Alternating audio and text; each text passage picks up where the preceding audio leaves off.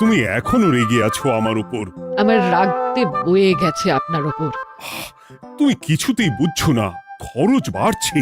আয় না বাড়লে চলবে কি করে রাজ্য? বিদেশে আমাকে যেতেই হবে। সব বুঝেছি, সব বুঝেছি। আপনার আমাকে অসহ্য লাগছে, তাই আপনি বিদেশে যাচ্ছেন, তাই তো? তুমি আমায় ভুল বুঝছো।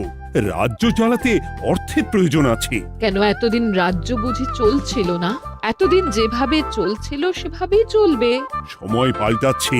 এখন শুধু সিংহাসনে বসে থাকলেই চলে না, দেশ বিদেশ ঘুরে দেখতে হবে কিভাবে রাজ্যের উন্নতি হয়, লাভ হয়, সেই নিয়ে নতুন করে ভাবতে হবে। তার মানে আপনি ঠিক করে নিয়েছেন আপনি যাবেন, তাই তো? হ্যাঁ। আর যতদিন আপনি না থাকবেন এখানে কি হবে ভেবে দেখেছেন মহারাজ? কে সামলাবে সব?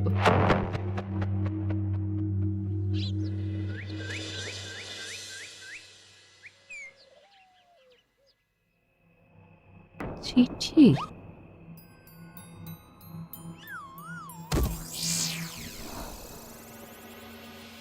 আমি অনেক ভেবে দেখলাম, আসলে এসব সিংহাসন, ক্ষমতা, প্রতিপত্তি অর্জন করা আর রক্ষা করার জটিলতার চেয়ে বাকি জীবনটা শান্তির সাথে বনে কাটিয়ে দেওয়াই ভালো। বলছি সবই তো বুঝলাম, কিন্তু এই শান্তিটা কে? মহারাজ সন্ন্যাসী হয়ে গেলেন আর এসব নিয়েও তুমি ভাড়ামি করছো গোপাল? ও মা গো, এবার কি হবে? চিন্তা করবেন না রানীমা, কৃষ্ণনগরকে আমি আমার বুক দিয়ে আগলে রাখবো। আপনার ছাতির মাপটা ঠিক মতো জানেন তো মন্ত্রী মশাই? মানে ওই গোটা কৃষ্ণনগরকে কি আপনি আপনার বুকের মধ্যে আগলে রাখতে পারবেন? গোপাল! মার্জনা করবেন মন্ত্রী মশাই। আমি বলছিলাম কি, ওইসব আগলে টাগলে রাখার আগে ওই ভালো করে খুঁজে দেখুন সব। মানে কি বলতে চাইছো কি তুমি? মহারাজকে খুঁজে বার করুন মন্ত্রী মশাই, লোক পাঠান। তিনি হয়তো এখনো বেশি দূর যেতে পারেননি। এটা কিন্তু ঠিক বলেছে গোপাল, তাকে একবার যদি খুঁজে পাই আমরা।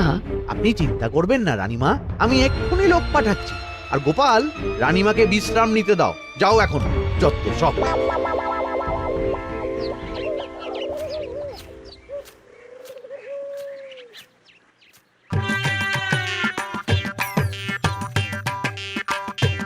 কই গো, গেলে কই? এক ঘটি জল দাও দেখি। ওই জলই খেতে হবে, শুধু জল। ঘরে এক দানাও চাল নেই। বাজারে না গেলে আজ হরি মটর। রাজ্যে রাজা নেই আর তুমি ঘরে চাল নেই বলে চিল্লামিল্লি করছো, চত্ব সব। ও মা গো, মহারাজ রাজ্যে নেই তো গেলেন কই? বনবাসে। সে কি গো, এবার কি হবে তাহলে? কপালে যা লেখা আছে তাই হবে, আর কি। এই তোমার চাকরিখানা থাকবে তো? না থাকলে বাটি হাতে বেরোবো, চিন্তা কি?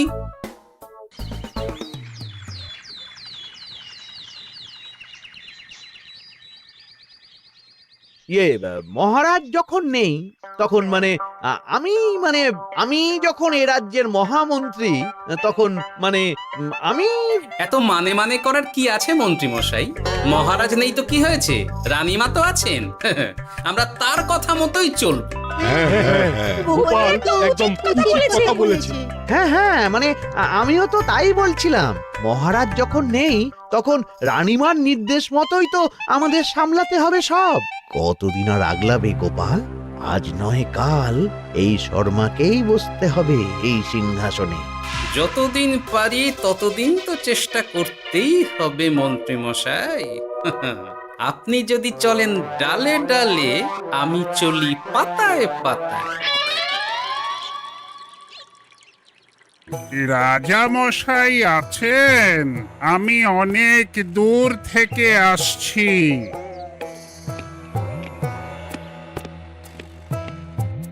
মন্ত্রীমশাই, একজন সাধু এসেছেন রাজামশাইয়ের সঙ্গে দেখা করতে। বলছেন অনেক দূর থেকে এসেছেন। জানো না মহারাজ এখন নেই? যাও, চলে যেতে বলো ওকে। মহারাজ নিরুদ্দেশ। এই মুহূর্তে সত্যিই যদি কোনো প্রাজ্ঞ সাধু বাবা রাজবাড়িতে তার পায়ের ধুলো দেয়, বলা তো যায় না যদি মহারাজের হদিস তিনি দিতে পারেন। ঠিক ঠিক, একদম ঠিক বলছেন পণ্ডিত মশাই। বেশ, ডেকে আনো তাকে, দেখি সে কি বলে। মহারাজ, আমার প্রণাম নেবেন। উনি মহারাজ নয়, উনি মন্ত্রী। আসুন সাধু বাবা, আসুন। আসন গ্রহণ করুন।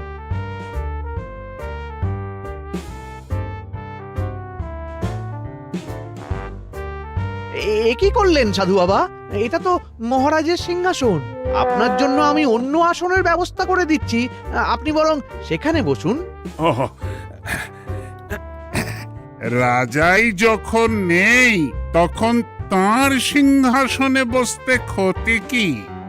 আপনি কি করে জানলেন মহারাজ নেই? বুঝলি না, সাধু বাবা যে অন্তর্যামী গোপাল। এবার কি হবে? উনি যদি বলে দেন মহারাজ কোথায় আছেন, তাহলে তো আমার আর পণ্ডিত মশাই, আগেই ওরকম হামলে পড়বেন না। আচ্ছা, আপনি যদি অন্তর্যামী হন, বলুন তো আমাদের রাজা মশাই কোথায় গেছেন? জবর জটা কালো চুলে দেনামা অতীত বলেন। বুম! মহারাজ বনবাসে গেছেন। এটা যখন বলেছেন সাধু বাবা, তাহলে মহারাজ এখন কোথায় আছেন সেটাও নিশ্চয়ই আপনি বলে দিতে পারবেন। আহ গোপাল, সব বিষয়ে নাক গলিও না তো তুমি। ঠিক ঠিক আছে, রাজা মশাইকে নিয়ে চিন্তা হওয়া তো খুবই স্বাভাবিক, কিন্তু গোপাল, রাজা মশাই বনবাসে গেছেন, তাকে আর সংসার মায়ায় বাঁধা ঠিক কাজ হবে না। এ আপনি কি বলছেন সাধু বাবা? মহারাজ না থাকলে রাজ্য চলবে কেমন করে? নতুন রাজা নির্বাচন করতে হবে। এই তো খেলা জমে গেছে, একে দিয়েই কাজ হবে মনে হচ্ছে। আহা সাধু বাবা, এসব নিয়ে নয় পরে আলোচনা করা যাবে। এই কে আছো? সাধু বাবার পা ধুইয়ে দাও ভালো করে। না, বিষয়টা ঠিক সুবিধের মনে হচ্ছে না। আহা মন্ত্রী, করেছ কি? আমি সাধু মানুষ, এত খেতে পারি কি? ও বললে হবে না সাধু বাবা, আপনার জন্য নিজে দাঁড়িয়ে থেকে মহারাজের খাস হালুই করকে দিয়ে রাঁধিয়েছি সব। এ দেখুন না একটু, অমৃত অমৃত। বেশ বেশ, এত করে বলছো যখন, বাহ বাহ, চমৎকার চমৎকার। আমি জানি তো যে এমন খাবার আপনি আগে কখনো খাননি। তা বটে বটে, ভেবেছিলাম কটা দিন বিশ্রাম নিয়ে চলে যাব। এখন দেখছি যা আদর আতিথেয়তা শুরু করেছো তোমরা, তাতে তো মাস কয়েক কাটিয়ে না গেলে আমারই লোকসান হবে। থাকুন না, থাকুন, যতদিন ইচ্ছা থাকুন। আমার ইচ্ছা অনুযায়ী সব চললে তো ওই গোপালের জায়গায় আপনাকেই সবার মহারথী করে রেখে দিতাম চিরকাল। এসব কি বলছো মন্ত্রী? কেন, পরিকল্পনাটা মন্দ নাকি? আমি হব এই রাজ্যের নতুন রাজা, আর আপনি হবেন আমার রাজসভার প্রধান মহারথী। বটে, কাজটা খুব একটা কঠিন না। মহারাজ বনবাসে, আর আপনি নিজেই তো বললেন তাকে ফিরিয়ে আনাও ঠিক হবে না। তাহলে তা বলেছি, কিন্তু বাকি অন্যান্য সভাসদেরা আছে, তারা তো। আরে ছাড়ুন তো ওদের কথা। আকাশে হাত ছড়িয়ে আর একবার মন্ত্র পড়ে নেবেন, বলবেন এই রাজ্যের রাজা হওয়ার ক্ষমতা একমাত্র আমার মধ্যেই আছে। ব্যাস, সবাই মানতে বাধ্য। তারপর আমার একটা হিল্লে হয়ে গেলে আপনারটার ব্যবস্থাও আমি করে দেব, বুঝলেন? বুঝলাম, একেবারে জলের মতো পরিষ্কার। ব্যাস, কালই তাহলে কাজ শুরু করে দিন। বেশি দেরি করে তো লাভ নেই। বলা তো যায় না, মহারাজের যদি রানীমার জন্য মন কেমন করে, রাজ্যে ফিরে আসে, ওসব হওয়ার আগেই সেরে ফেলতে হবে সব কাজ। রাজা হওয়ার খুব তাড়া দেখছি তোমার মন্ত্রী।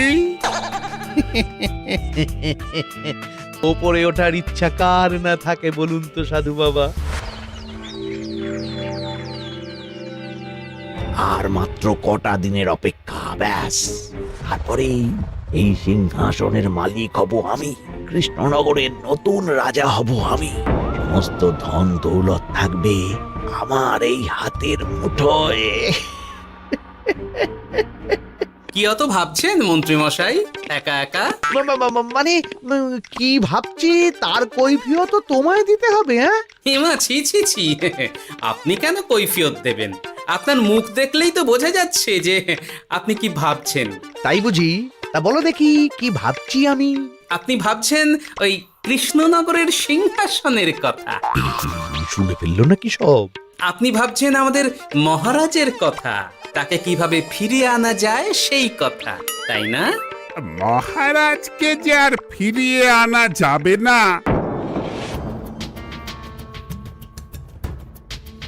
সে কথা তো আগেই বলেছি।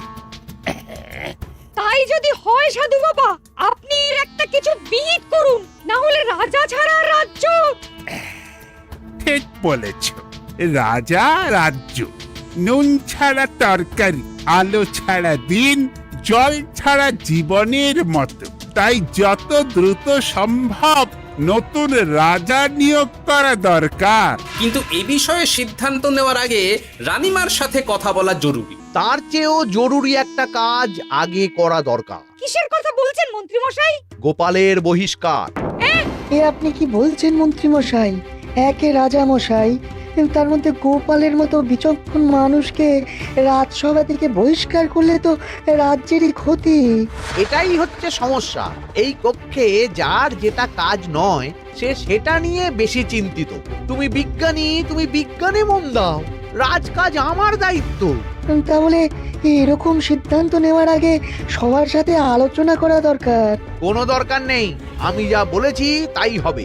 রাজ্যের ব্যয়ভার বাড়ছে, এই মুহূর্তে কোনো ভাঁড়কে অযথা বেতন দিয়ে পোষার কোনো মানে হয় না। তাই গোপালেরও কাল থেকে রাজসভায় আসার কোনো দরকার নেই। সবই আমি বুঝতে পারছি মন্ত্রী মশাই। বেশ, আপনি যখন বলছেন, এই আমার শেষ দিন রাজসভায়, চলি সবাই, ভালো থাকবেন।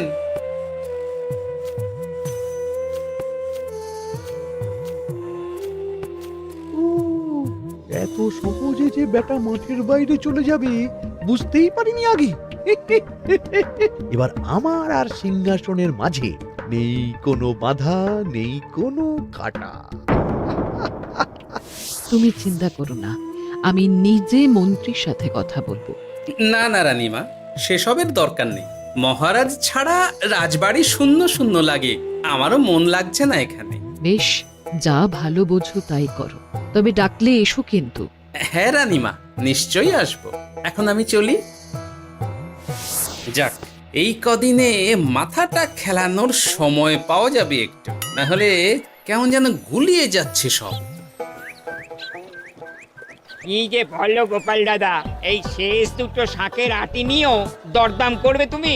ওরে, আমি বেকার মানুষ, দরদাম না করে উপায় আছে আমার? হ্যাঁ শোনো শোনো শোনো, মহারাজ কৃষ্ণচন্দ্রের অবর্তমানে কৃষ্ণনগরে নতুন রাজা হিসেবে নির্বাচিত হবেন রাজ্যের মহামন্ত্রী।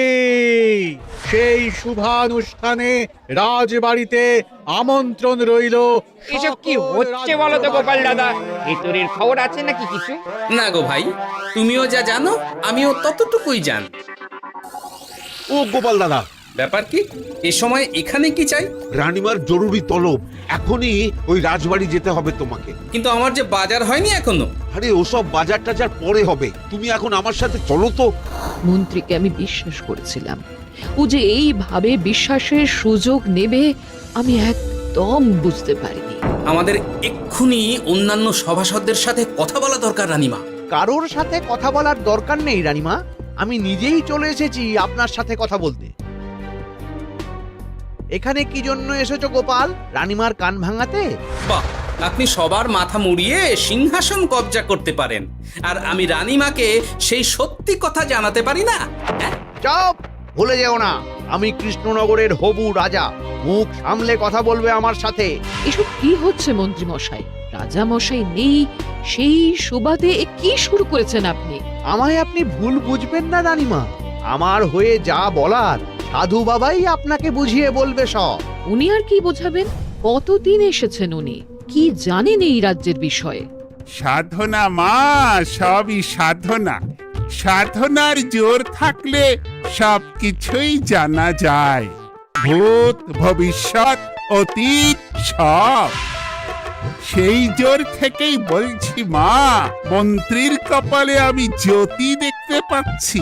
মন্ত্রী যদি রাজ্যের রাজা হয়, এ রাজ্যের উন্নতি কেউ ঠেকিয়ে রাখতে পারবে না।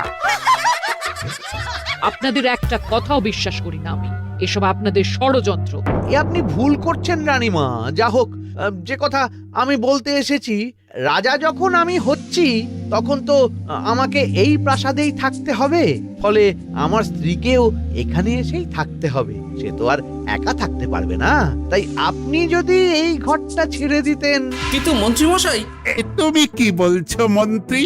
এখানে না থাকলে রানীমা থাকবেন কোথায়? আর আমি তো এমন কোন বিধান দিইনি যে রানীমাকে অন্যত্র পাঠাতে হবে। সবকিছুর জন্য তো আপনার বিধান দরকার নেই সাধু বাবা, এ আমার নিজের বিধান। আমি রাজা হব, আমার স্ত্রী রানী হবে, তারও তো অধিকার আছে রানীর মতো থাকার, রানীর মহলে থাকার। আপনার ব্যবস্থা আমি অন্যত্র করে দেব রানীমা, আপনি কিচ্ছু ভাববেন না। হাজার হোক আপনি আমাদের প্রাক্তন মহারাজের স্ত্রী বলে কথা। কি বলো গোপাল? আমার মনটা আসলে অনেক অনেক বড়, তোমরা খালি দেখতে পাও না সেটা। কাজটা কি আপনি ঠিক করলেন মন্ত্রীমশাই? শোনো গোপাল, আমাকে ঠিক ভুল বোঝাতে এসো না তুমি, বরং কাল সময় মতো চলে এসো। কৃষ্ণনগরের নতুন রাজার রাজ্যাভিষেকের জন্য মহাভোজের আয়োজন হবে। যতদিন পাচ্ছ খেয়ে নাও পেট ভরে।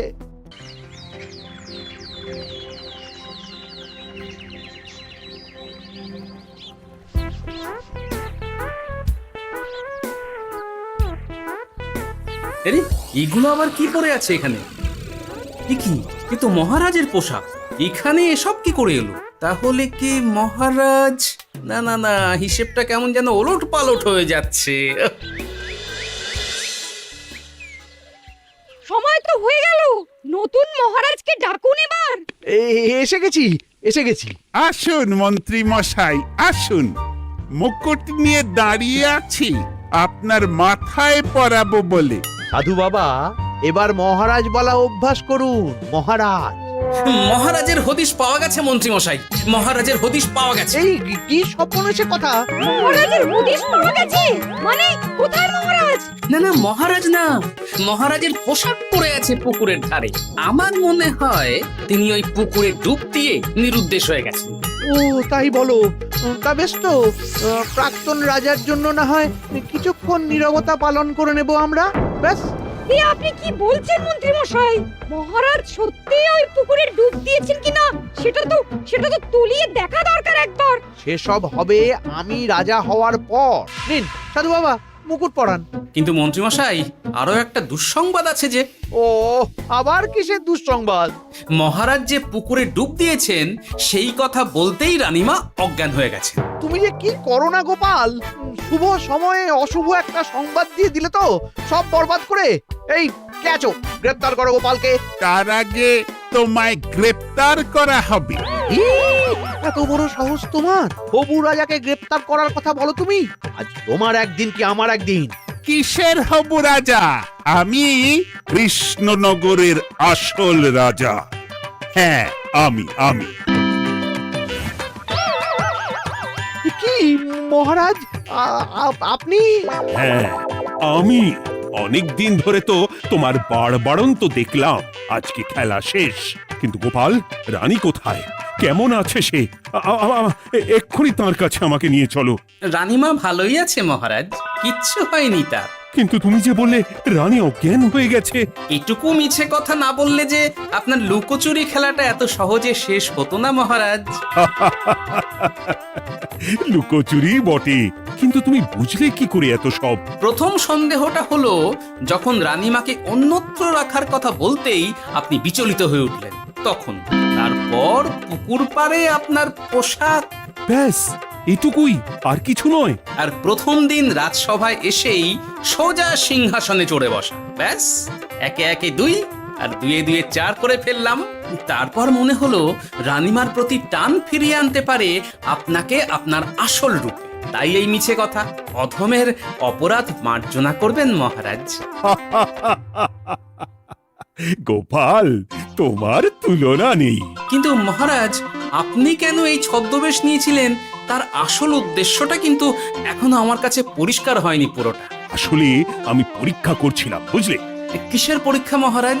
যে আমার অনুপস্থিতিতে কেই রাজ্য চালাবে তার পরীক্ষা। এবং আমি ঠিক করেছি যে কদিন ব্যবসার কাজে আমি বাইরে থাকব ততদিন রানীর পরামর্শ মতো সমস্ত কিছু সামলাবে গোপাল।